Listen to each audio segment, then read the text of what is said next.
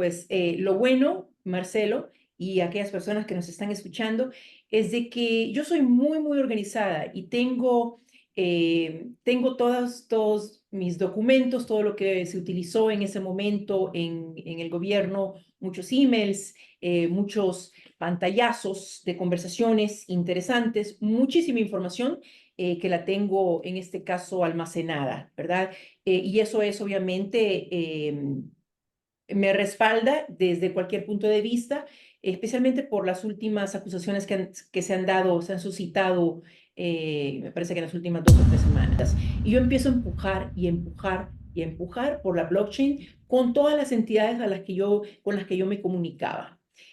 Eh, el, el ministro de Educación quiere esta llamada y esa llamada no la podemos hacer porque a él básicamente lo regañan y le dicen que eso, sale un artículo donde yo doy unas declaraciones. Yo estoy en una conferencia en Monterrey donde yo hablo que próximamente se va a tener una conversación con el Ministerio de Educación para hablar sobre la adopción de la blockchain. Ese artículo sale.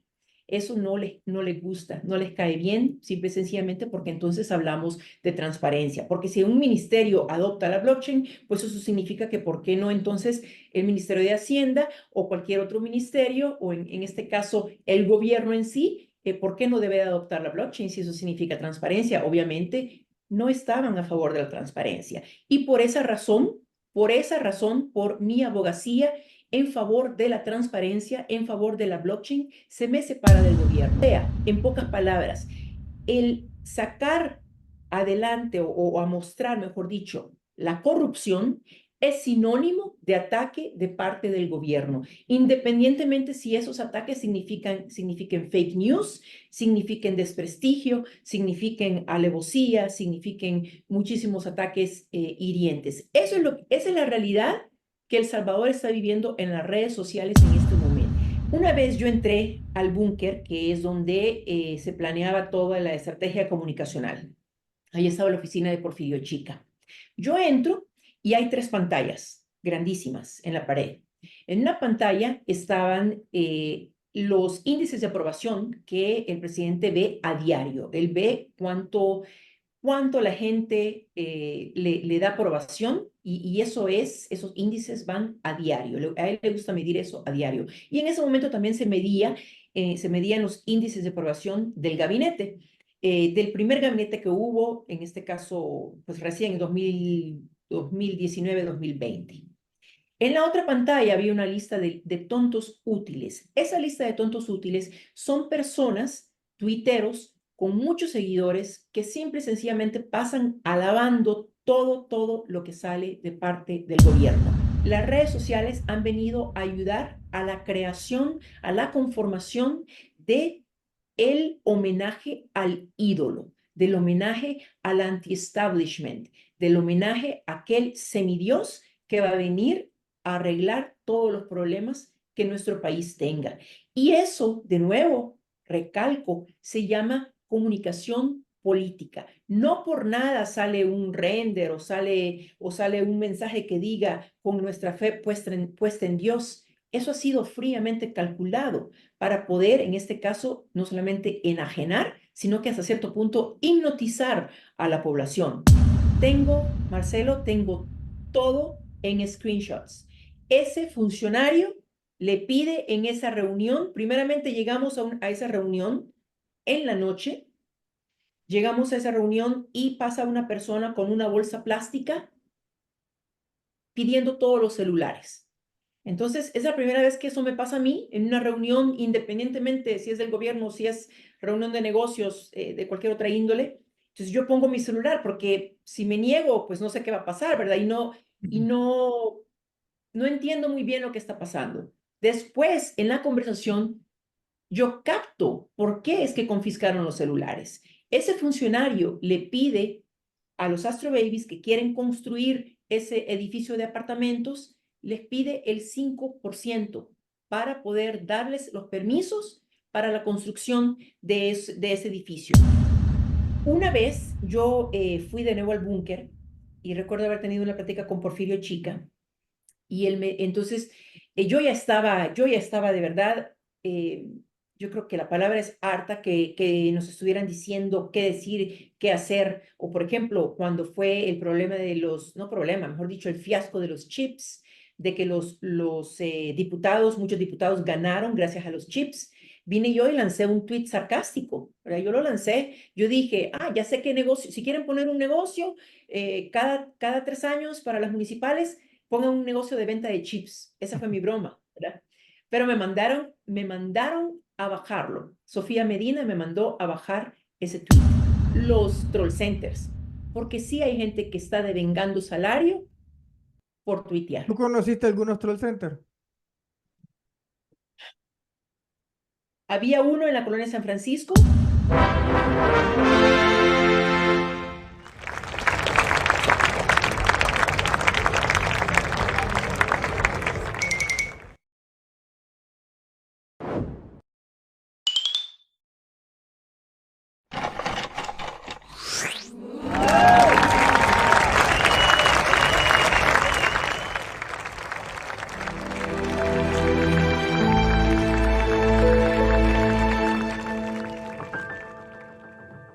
¿Cómo están, familia? Bienvenidos a una edición de tu canal, el show de Nayib Bukele. El día de hoy tenemos a una exfuncionaria del gobierno de Nayib Bukele. En este caso es Mónica Tajer, que muchos de ustedes seguramente la conocen. Y para los que no la conocen, pues, Mónica, bienvenida.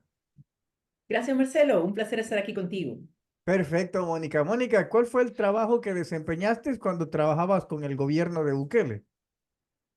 Mira, mi enfoque era en identificar inversión extranjera directa, netamente con perfil tecnológico, y en este caso el inversionista o la empresa que deseaba trasladarse al país podía estar tanto en Estados Unidos como en Europa, como en Israel, y yo era en realidad el puente entre esa empresa y en este caso las entidades del gobierno para donde iba esa inversión, fuese el Ministerio de Economía, fuese el Ministerio de Salud, el de educación, cualquier entidad, y en este caso cualquier funcionario. Fui básicamente lo que llaman en inglés un connector, es decir, un puente. Tú no firmabas contratos con ninguna de estas empresas, sino que eras el medio de la conexión y quien firmaba el contrato o decía si se hacían o no se hacían, eran ¿cómo se llama? Los jefes de las entidades, ¿verdad? Eso es correcto y gracias a Dios que fue de esa manera, porque en ningún momento firmé ningún contrato, ni tenía la potestad para hacerlo, ni tampoco había necesidad de hacerlo. Yo había identificado a un inversionista, lo conectaba con la entidad correspondiente, ¿verdad? De nuevo, reiterando, dependiendo de qué tipo de inversión era, y ese funcionario o esas entidades, si eran muchas, determinaban si la inversión tenía sentido y si podía entrar al país. Y en este caso, pues se firmaba un acuerdo o cualquier tipo de contrato, ¿no? Pero por mis manos no pasó ningún contrato en este caso. Exacto. Las personas pueden decir después de esta entrevista, algunos haters que puedas tener, que tú no firmaste ningún contrato, no hiciste absolutamente nada y era porque tu rol no era de firmar contratos ni de negociar. ¿Estás de acuerdo? Correcto, así es. Y obviamente, pues lo bueno, Marcelo, y aquellas personas que nos están escuchando, es de que yo soy muy, muy organizada y tengo todos mis documentos, todo lo que se utilizó en ese momento en el gobierno, muchos emails, muchos pantallazos de conversaciones interesantes, muchísima información que la tengo en este caso almacenada, ¿verdad?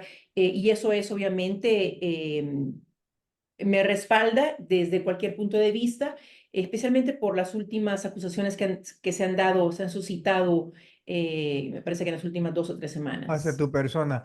Tengo una pregunta. Solo hay dos formas que alguien no esté en el gobierno de Bukele, o que sea despedido o que renuncie. En tu caso, ¿qué es lo que sucedió? Sí, te voy a contar qué fue lo que pasó exactamente para aquellas personas que se han subido al tren de la difamación en esas últimas semanas. Yo había visto, bueno, desde hace algunos meses, hace algunos años, específicamente desde el 2020, cuando yo veo que la asamblea que irrumpe en la asamblea Militares. eh, con soldados, con militares, exacto, lo cual fue hasta cierto punto un poco chocante porque a mí me llevó a, me trajo recuerdos de la época de la guerra, ¿verdad? Y eso no es algo que ves usualmente en las democracias o en los países donde hay Estado de Derecho. Entonces ahí empieza un poco mi malestar. En el 2021 yo veo que se cambian a los magistrados de la Corte Suprema de Justicia con obviamente la meta de cambiar la Constitución. Ahora yo me pregunto, y te hago la pregunta a ti, le hago la pregunta a aquellos que están viendo esta transmisión. ¿Qué hubiese pasado independientemente quién haya sido el presidente, digamos, en Estados Unidos? Si hubiera sido Biden, si hubiera sido Trump, si hubiera sido Obama, cualquiera, Clinton, cualquiera. Y ese presidente viene y cambia, barre a todos los magistrados de la Corte Suprema de Justicia y pone a sus amigos con la intención de cambiar, en este caso, la longevidad del término eh, electoral, ¿verdad? De presidencial. Yo creo que todo el mundo hubiera puesto el grito en el cielo. Entonces yo empiezo a ver estas anomalías, como también muchas cosas de la Asamblea, muchas anomalías, y yo voy documentando. Eh, para contestar tu pregunta de manera puntual, yo veo que, y eso no solamente yo lo ha visto obviamente muchas personas, de que hay una falta de transparencia, y lo hemos visto ahora con todos los fondos de la Asamblea, con todo el dinero de la Asamblea, es un tema todavía latente, ¿verdad? No hay forma de verificar porque uno no puede meterse al portal de transparencia. De hecho, hasta me parece que hasta hace unos días renovaron el dominio del portal de transparencia porque no estaba activo. No hay forma de catalogar exactamente cuánto dinero se ha gastado en X, Y, Z proyecto. No hay forma de catalogar muchísimas cosas. No hay transparencia, no hay rendición de cuentas. Entonces, yo viniendo del mundo de la tecnología, una de las cosas por las que empiezo a ahogar, especialmente después de la ley Bitcoin, es la adopción de la blockchain. En octubre del 2022, ministro Pineda, el ministro de Educación, se comunica conmigo a través de su mano derecha y me pide una reunión con la meta de analizar cómo se puede introducir la blockchain al Ministerio de Educación. Esto para mí es muy importante porque, de nuevo, blockchain significa transparencia. Si la blockchain se adoptara al Ministerio de Hacienda, a la Asamblea, al Ministerio de Economía, se viera al MOP, por ejemplo, se viera exactamente de dónde proceden los fondos, en qué se están utilizando los fondos, quién utilizó los fondos, cuál fue la empresa a la que se le adjudicó una licitación, por ejemplo, que hay una ley en este caso que tampoco permite ver cuál es la empresa que gana una licitación, si es que hay licitación y no se da ese trabajo de dedo. Entonces, para mí la blockchain era algo importantísimo, sigue siendo algo importante para cualquier gobierno, para cualquier empresa que quiera rendir cuentas. Y yo empiezo a empujar y empujar y empujar por la blockchain con todas las entidades con las que yo me comunicaba. Eh, el ministro de Educación quiere esta llamada y esa llamada no la podemos hacer porque a él básicamente lo regañan y le dicen que eso sale un artículo donde yo doy unas declaraciones, yo estoy en una conferencia en Monterrey donde yo hablo que próximamente se va a tener una conversación con el Ministerio de Educación para hablar sobre la adopción de la blockchain. Ese artículo sale. Eso no les gusta, no les cae bien, simple y sencillamente porque entonces hablamos de transparencia. Porque si un ministerio adopta la blockchain, pues eso significa que ¿por qué no entonces el Ministerio de Hacienda o cualquier otro ministerio, o en este caso el gobierno en sí, ¿por qué no debe adoptar la blockchain si eso significa transparencia? Obviamente no estaban a favor de la transparencia. Y por mi abogacía en favor de la transparencia, en favor de la blockchain, se me separa del gobierno. Esa es la razón y de hecho te lo estoy dando en primicia a ti porque hace 2 o 3 semanas hubo una campaña y yo quiero a todas las personas que están viendo esta transmisión que ocupen el cerebro por un minuto con respecto a lo que les voy a decir. Si ustedes se dan cuenta de las personas a quienes empiezan a atacar, en este caso, sea Berta de León, haya sido El Faro, haya sido cualquier otra persona, no solamente se les ataca se utiliza el adjetivo de gorgojo, para atacarlos, sino que se viene una campaña muy estilizada, muy estratégicamente creada para difamar, para desprestigiar a esa persona. O sea, en pocas palabras, el sacar adelante o a mostrar, mejor dicho, la corrupción es sinónimo de ataque de parte del gobierno, independientemente si esos ataques signifiquen fake news, signifiquen desprestigio, signifiquen alevosía, signifiquen muchísimos ataques hirientes. Esa es la realidad que El Salvador está viviendo en las redes sociales en este momento. ¿Y cómo fue la carta que te dieron de despido? ¿Cómo fue? ¿Qué decía? Bueno, básicamente de que era simplemente decir de que me separaban del gobierno, pero después de platicar con algunas personas, básicamente me dijeron que era por el hecho que yo estaba abogando por la blockchain y eso significaba transparencia y el gobierno no estaba de acuerdo, pues en este caso, con la blockchain, es decir, con la rendición de cuentas, con la Pero no te rendición dieron ellos ninguna de... explicación, solo te dijeron, No, lo vamos a ninguna separar. explicación. Correcto, ninguna explicación, correcto. Pero te voy a decir una cosa, yo prefiero ahora, porque yo empecé a hablar literalmente hace 2, 3 semanas, ¿verdad? Es decir, aproximadamente un año y medio después de que yo salgo del gobierno. Yo prefiero que haya sido de esta manera, porque yo salgo con la frente en alto, sabiendo de que el empujar la blockchain era sinónimo de empujar la transparencia y la rendición de cuentas. Y el hecho que ellos se opusieron a eso dice muchísimo. Habla en voz alta de lo que estamos viviendo en este caso, o mejor dicho, de lo que la población salvadoreña está viviendo en este momento. Entonces es muy fácil para cuentas afines al gobierno como sociedad civil, como Walter Araujo, como Porfirio Chica, el spinner, es decir, el que crea muchas de las fake news, como Giovanni Galeas, que todos conforman son parte del aparataje comunicacional del que puedo hablar obviamente también de largo. Eh, Fue muy fácil para ellos crear esta fake news, abordar el tema de los Astro Babies, de los cuales voy a hablar también con mucho gusto, porque hay información muy, muy interesante con respecto a un funcionario que pidió tajada, ¿verdad? Dinero bajo la mesa por una inversión que ellos traían. Entonces, ¿por qué sacar a colación el tema de los Astro Babies? ¿Por qué no decir que fue por la blockchain y en realidad lo que Pues yo vi sucedió? que había William Soriano y otros comenzaron a atacarte exactamente con los Astro Babies. Pero, Ujú. ¿qué eran los Astro Babies? ¿Por qué ellos te acusaban como que tú te querías beneficiar de eso? Correcto. Los Astro Babies fueron una empresa de blockchain, en este caso de NFTs específicamente. Acuérdate que la blockchain es como quien dice la matriz. De ahí salen las criptomonedas, sale el Bitcoin, que también es una criptomoneda, se quiera catalogar como eso o no, los NFTs y muchísimas otras cosas. La blockchain en realidad es la parte central, la tecnología emergente que crea todos estos otros, digamos, todas esas otras variables. Entonces, los Astro Babies entran a El Salvador. Me parece que entraron en el 2021, si mal no recuerdo, después de la ley Bitcoin, correcto. En la misma manera como entraron las otras empresas que llegaron detrás de acobijarse, en este caso, por esta ley Bitcoin, ¿verdad? De hacer negocios en El Salvador. Fue una de muchas que entraron y que en este caso no necesariamente se comunicaron conmigo directamente porque yo no los conocía, pero estando ya dentro del ecosistema de las empresas, ellos empezaron a relacionar con las otras empresas de Bitcoin en El Salvador.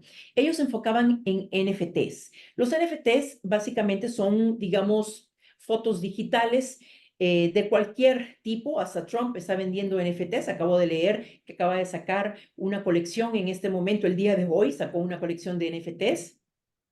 Y esta empresa entra al país y lo que hace es empezar a reunirse con las diferentes entidades del gobierno, como lo hicieron todas las otras empresas. Ahora, ¿qué es lo que está pasando? ¿Qué es lo que pasó, mejor dicho, hace 2 o 3 semanas con esta cuenta de sociedad civil? Sociedad civil está enojado, como también el aparataje comunicacional del gobierno está enojado porque yo he empezado a hablar.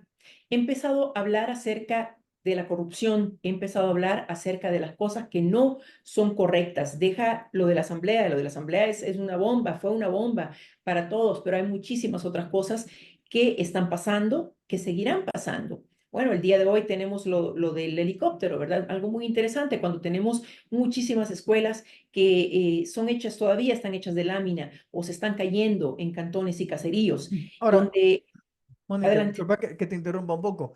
O sea, el ataque que empezó William Soriano vía otros diputados más, eh, ¿qué fue lo que a ellos les hizo atacarte ahora recientemente? Porque ya había salido desde hace bastante tiempo, digamos, te habían sacado del gobierno, pero ¿qué sentiste que fue lo que detonó que empezaran a atacarte hace como 2 semanas? Sí, el hecho de que lo que suscitó esos ataques, especialmente comenzando con sociedad civil, con esa cuenta que sabemos quién la maneja, ¿Quién la fue maneja?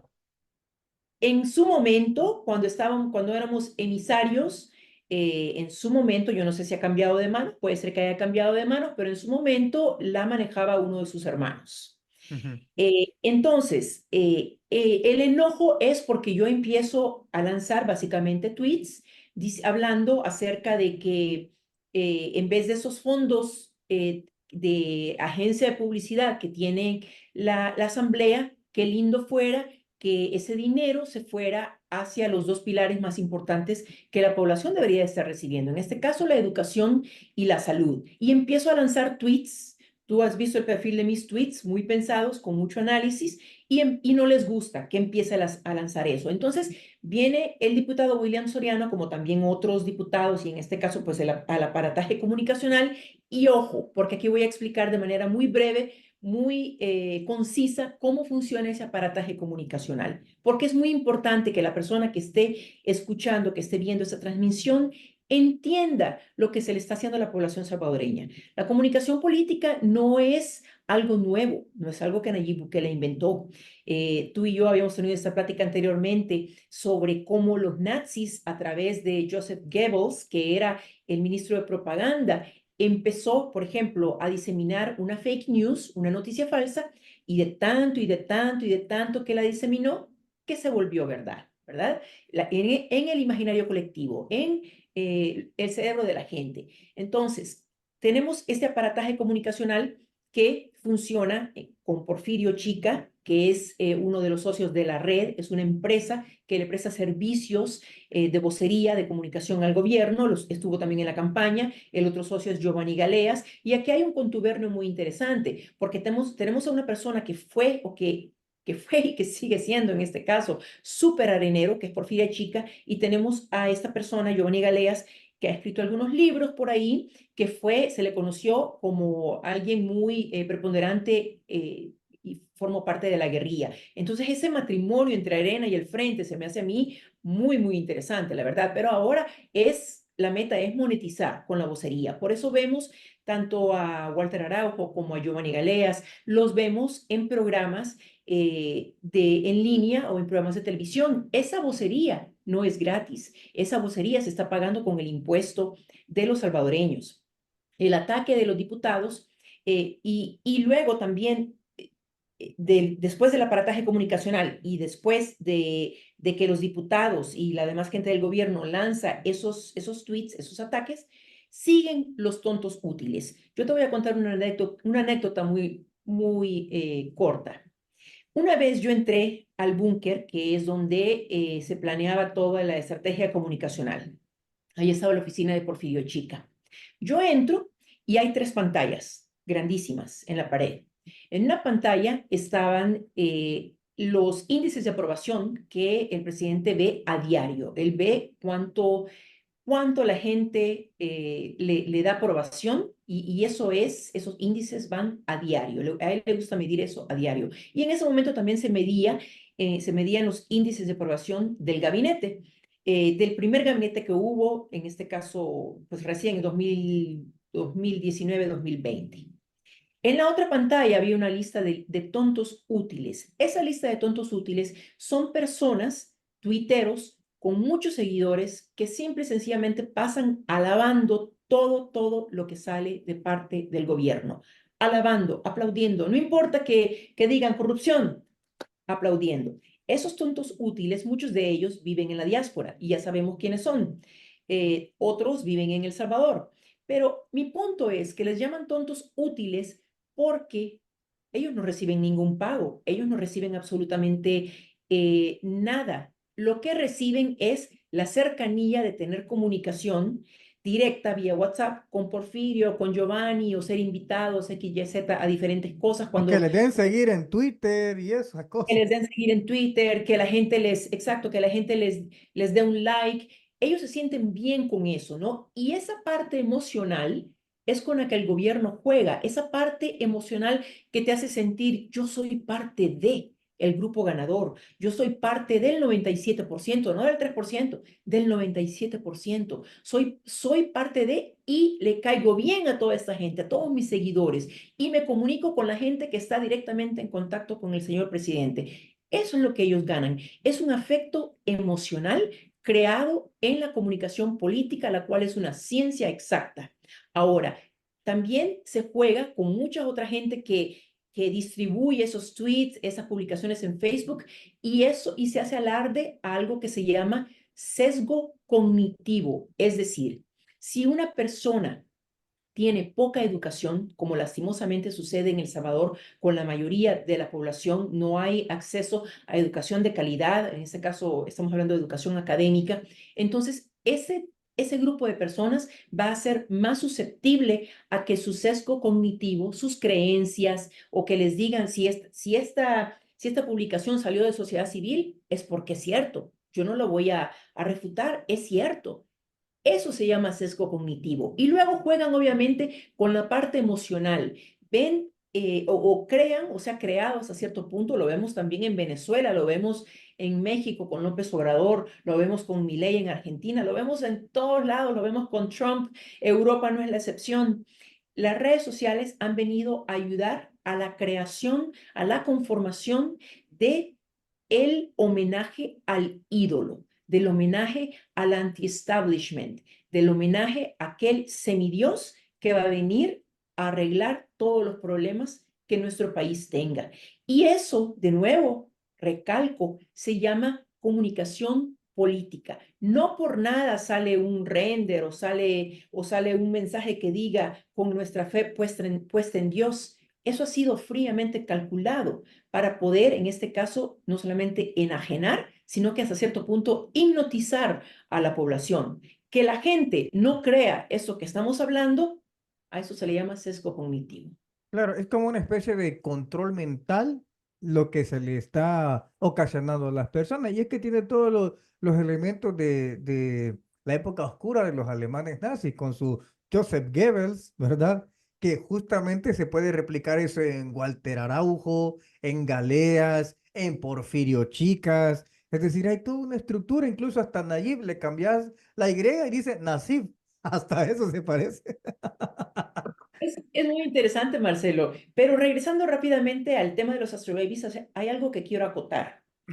Empieza la cuenta de sociedad civil junto con, de nuevo, ya comenté ese aparataje comunicacional, ¿verdad? Porfirio Chica, Galeas, Neto Sanabria, Araujo, los tontos útiles y luego Los toda la demás youtubers. youtubers también, exacto, y luego la demás población. Ojo, los youtubers que no han despertado aún o que pobrecitos tienen que monetizar de esta manera porque si ellos dejan de hablar de la política, pues hasta ahí llegaron, ¿verdad? Es la verdad. No hay objetividad, no hay imparcialidad con algunos de esos youtubers que ya conocemos. Entonces, ¿qué pasa con este problema de los astrobabies?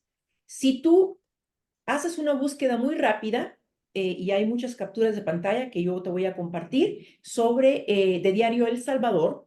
Diario El Salvador anuncia con bombo y platillo que los Astro Babies han llegado a El Salvador y van a hacer su venta de NFTs. Hay 3 o 4 o 5 artículos de Diario El Salvador. ¿Quién maneja Diario El Salvador? Sofía Medina. Nada se publica en Diario El Salvador sin que ella, o en este caso su equipo de comunicaciones, lo aprueben. Entonces, ¿cómo me vienen a decir que yo vine a lucrarme de NFTs cuando ni siquiera tengo un solo NFT? Porque no es algo en lo que yo invertiría desde un punto de vista lógico.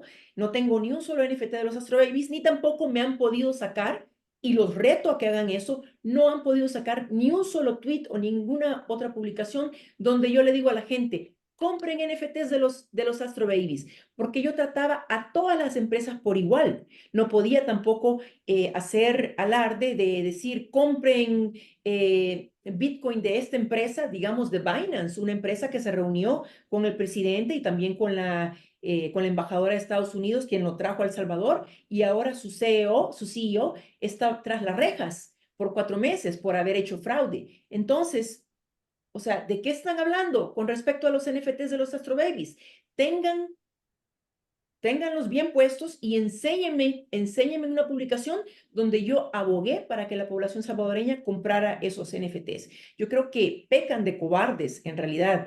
Y la otra cosa con respecto a los Astro Babies, que te lo voy a comentar, Ellos ponían un mensaje de WhatsApp que les habías escrito supuestamente. No sé si vos te fijaste y colocaban un screenshot ellos. ¿y qué decía el screenshot? No, no El sé de qué. screenshot hablaba de los Astro Babies. Ah, no, es eso, correcto. Lo que pasó fue de que los Astro Babies se acercan a mí y me piden una cita con uno de los hermanos que veía la parte de inversiones, con quien me relacioné mucho y yo le traía a él empresas, inversiones que estaban interesantes, se las pasaba a él cuando veía que la inversión era demasiado grande o demasiado interesante, ¿verdad? En vez de llevarla a algunas de las instituciones. Entonces, la oferta de los Astro Babies era básicamente, querían abrir sus oficinas y querían saber si el gobierno podía apoyarles al alquilarles una propiedad, una oficina que fuera parte del gobierno. Obviamente eso iba a ser alquilado, iba a ser pagado. Entonces vengo yo y también le comento a ese hermano de que los Astro Babies vienen con dos propuestas, además de lo de los NFTs, que ese era su venta, su rollo, ¿no? Una propuesta era donar un porcentaje para la educación y la salud para El Salvador, y eso lo puedes ver también en Diario El Salvador, de hecho ellos lo publicaron. Entonces a mí se me hace ridículo que estén sacando ese tipo de publicaciones porque ahí mismo ellos mismos hablan de esa inversión, y la otra inversión era un edificio de oficinas que ellos querían construir en San Salvador. ¿Qué pasa con esas dos inversiones? Yo le llevo eso al hermano y el hermano me dice, sí, me gustaría sentarme con ellos. Se sienta con ellos en la oficina de la agencia de publicidad que ellos tienen, que obviamente no es parte del gobierno, sino que es un negocio familiar, y ahí llegan los Astro Babies a sentarse con el hermano.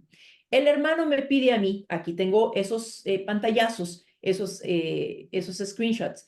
El hermano me pide a mí, llámale a tal persona del CONAP, que es la entidad que está a cargo de las propiedades que han confiscado o en este caso que han sido anteriormente de otros presidentes o qué sé yo, y una de esas, y me pide que les muestren algunas de esas propiedades a los Astro Babies para alquilárselas. Son propiedades del Estado.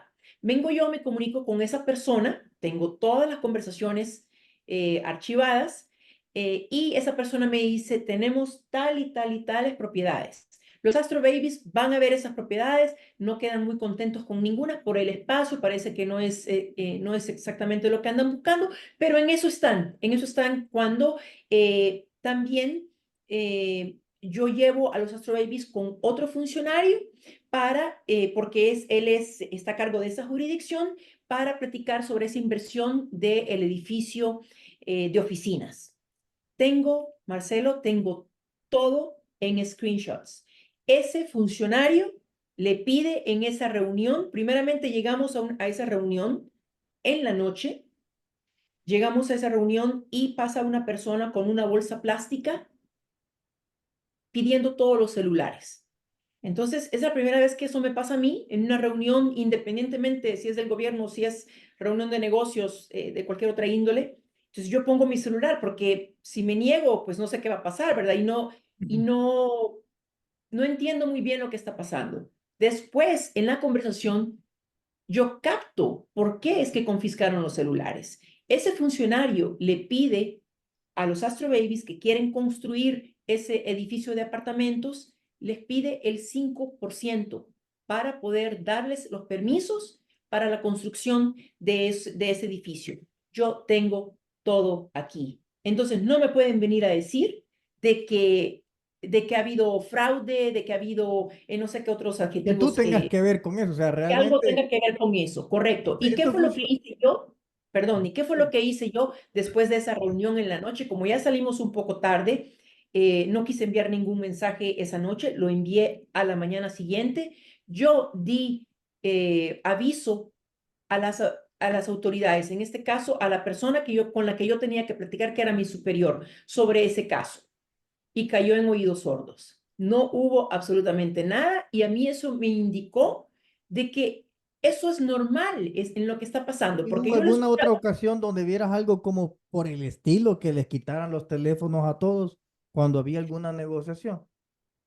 solamente en esa reunión es que yo vi que, bueno, mi celular se fue incluido en esa bolsa, que fue confiscado, pero hay personas en Cancillería, en el Ministerio de Economía y en la Secretaría de Innovación que me han comentado exactamente lo mismo, que han confiscado los celulares y esa debe de ser señal inmediata de que se va a tener una conversación, no necesariamente porque sea privada, sino que porque algo va a pasar con respecto a pedir dinero bajo la mesa. Ahora, yo les pregunto a estas cuentas, a este aparataje comunicacional, a los asuntos útiles, yo tengo todo acá, tengo toda la información del funcionario. Incluso la esposa del funcionario después se comunica conmigo porque ella me está ofreciendo una de las propiedades de los que ellos, el funcionario y ella, son dueños. Una propiedad que había sido confiscada por el gobierno a un funcionario de una administración anterior. Entonces yo me pongo a pensar, este matrimonio tiene acceso y está operando esta propiedad que no es del gobierno y ellos alquilan esa propiedad, se están lucrando de esa propiedad que en este caso el gobierno confiscó. Yo tengo todo eso documentado. Entonces, para que ellos me vengan a decir de que yo me he lucrado con NFTs cuando ni siquiera soy dueña de un solo NFT, yo invertí en el 2014 en Bitcoin con mi propio dinero, 2014, muchísimo antes de conocer a Nayib Bukele. Entonces, se me hace muy interesante de que también el diario El Salvador haya hecho todos esos artículos, ¿no? Que los pueden ver y tengo pantallazos en caso que bajen esos links. Es que como que se ha creado, hace unos días yo hacía un paralelo de que en el pasado, pues liderado por el mayor Dawison, se habían creado unos escuadrones de la muerte para aniquilar a todos aquellos que opinaban de una forma diferente. Hoy es algo similar. Se crean escuadrones de la muerte digital para aniquilar la imagen y la reputación o credibilidad de aquellas personas que señalen lo incorrecto del gobierno. Y es que lo hemos visto a diestra y siniestra. Y uno de los casos emblemáticos, Alejandro Mason, señala las cosas y veo en coreografía diputados, el mismo presidente, el mismo fiscal, Walter Araujo, las cuentas troles, todas en coreografía a desacreditar y atacar y a levantar, intentar levantar odio contra Alejandro Mason que denunció algo. Lo mismo ha venido pasando contra todos aquellos que señalan al gobierno. En el caso también particular, lo intentaron conmigo, que hasta el mismo Bukele andaba diciendo que me había bloqueado porque era caballo de Troya. Hasta ese colmo llega la ridiculez de intentar aniquilar la imagen de alguien para que no lo escuchen. Y es que en aquel juramento que Bukele hizo cuando dijo, y juramos no escuchar a los enemigos, él se estaba refiriendo que el pueblo no debería de escuchar otra opinión diferente a la que el gobierno dice, porque entonces si usted escucha a otra persona, peligra la credibilidad que tiene el gobierno, porque ahora usted puede contrastar.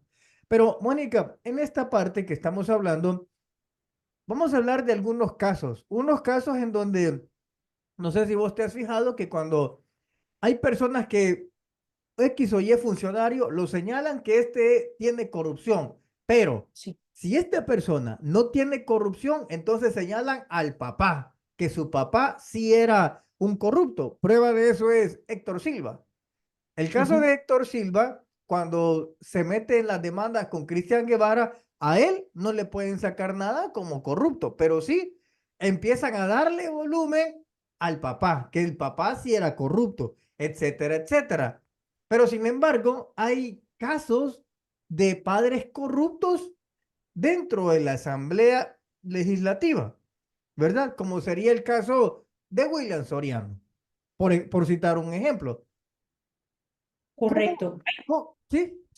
Adelante, adelante. ¿Cómo ves tú este hecho de que el gobierno le sube volumen a unos casos de corrupción, pero a los otros pareciera ser que deja que se robe?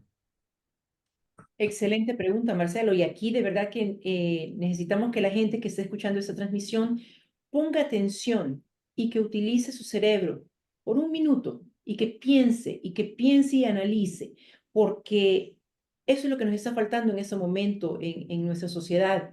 Nos dejamos ir por lo que se ve en una publicación. Ahora, a tu pregunta, hay dos cosas interesantes acá. Una, ya voy a abordar lo que tú me estás preguntando, que es qué pasa cuando se silencia o se minimiza el eco, la amplificación, en este caso de que cuando un diputado, el padre de alguien, ¿verdad? O la madre de alguien ha sido corrupta, pero como es parte del gobierno, entonces no vamos a decir nada, no lo vamos a meter a la cárcel. Vamos a abordar eso en un momentito, pero quiero comentarte específicamente, así muy concisamente, tres casos que yo viví donde sí se amplificó, donde se crearon fake news, donde se armó todo mejor dicho, se destinó, se lanzó todo el aparataje desde arriba, los voceros pagados, los tontos útiles y después toda la demás gente, ¿no? Aquí va el primer caso. Berta de León. En este momento, mucha gente en Twitter todavía le llama a ver tóxica, todavía la odia, todavía dice esto, eso y el otro. Ustedes no saben de que todas esas directrices vienen con todo y hashtag, desde Porfirio Chica o Giovanni Galeas, o en este caso Neto Sanabria, Walter Araujo, todos se ponen de acuerdo y crean una fake news sobre una persona. ¿Por qué se le empieza a atacar? ¿Por qué se reciben estos mensajes en WhatsApp, en los grupos, y se le empieza a atacar a Berta de León en su momento? Simple y sencillamente porque ella empieza a expresar su descontento, su malestar con algunas piezas que traían, en este caso, casos de corrupción, valga la redundancia, que traían menciones donde habían habido cosas oscuras en administraciones pasadas y ella empieza a hablar, ella empieza a tirar tweets al respecto. Empieza la maquinaria a crearle fake news, esto le empiezan a vigilar, hay carros de la policía afuera de su casa, la señora tiene que exiliarse.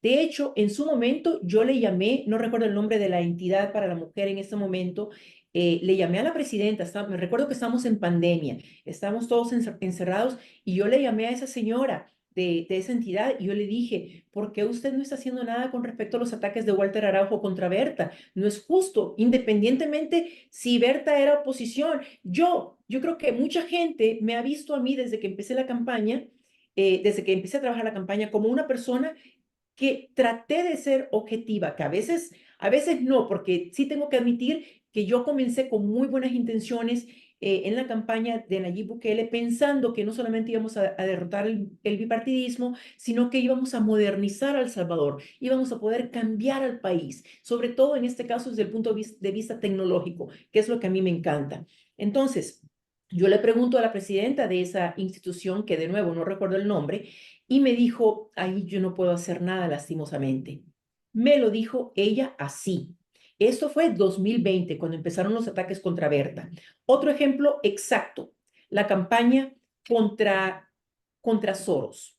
Independientemente si usted esté en contra de ciertas partes que van dentro de la Agenda 2030, usted puede recabar muchos tweets del vicepresidente Ulloa, de otras instituciones que hablan de la Agenda 2030. ¿Por qué? Porque esa agenda es muy grande y se enfoca también en eliminar la pobreza, en incrementar la educación de calidad, en etcétera, etcétera, etcétera. Pero ¿qué ha pasado? Que la gente se ha enfocado por directriz, de nuevo, de los voceros, de los tontos útiles, de la demás gente, se ha enfocado solamente en aquellos temas candentes como el aborto o como, no sé, la comunidad LGBT o tantas cosas, y ahora le dan duro a Soros. Pero toda esa campaña contra Soros vino dirigida en WhatsApp desde arriba para que empezaran a darle duro, empezaran a darle duro. Hace unas semanas yo retuiteé una publicación en X de Maduro culpando a Soros también por todos los males que tiene Venezuela.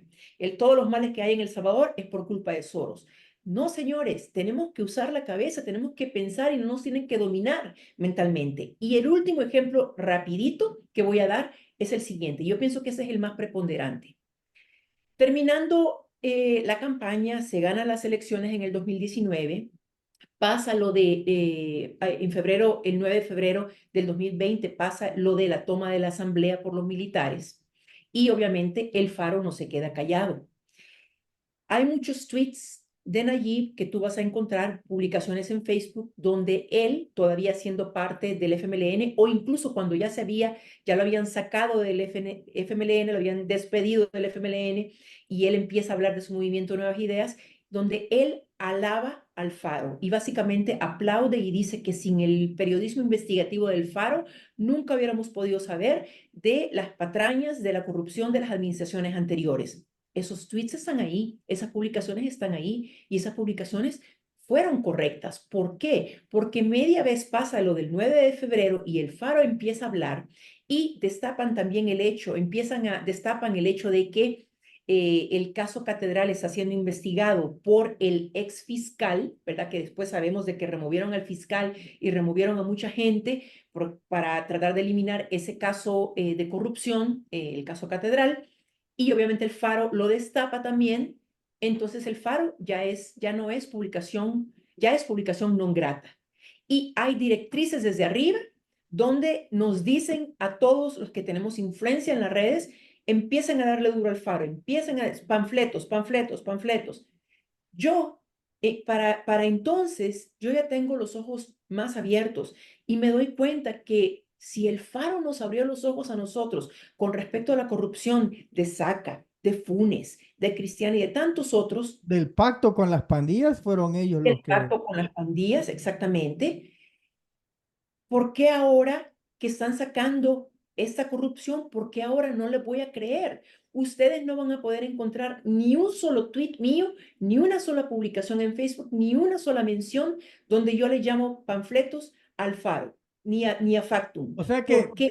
vía WhatsApp te decían a ti, mira, tienes que empezarlos a denigrar, llamarles panfletos y cosas. ¿Y quién te Correcto. mandaba esos mensajes? Y yo me rebelo, y yo simplemente hago caso omiso y yo no me uno como borrego, no me uno al grupo que está haciendo eso. Porfirio Chica usualmente enviaba esos mensajes y quería que hiciéramos videos y nos mandaba el hashtag a utilizar. Entonces, yo me rehúso, primero, simplemente callada, simplemente no lo hago, como de muchas otras campañas, porque veo que no es correcto, veo que no es justo, veo de que entiendo por qué lo están haciendo, por qué quieren denigrar al Faro. En este momento, si tú te vas, por ejemplo, a Facebook o a X, todos los seguidores fanáticos dicen, los panfletos, las plumas pagadas. Esos periódicos fueron plumas pagadas y fueron panfletos cuando desmantelaron toda la corrupción anterior. O sea, pensemos, utilicemos nuestro cerebro. Y te decían algo porque tú no te unías a esa orquesta.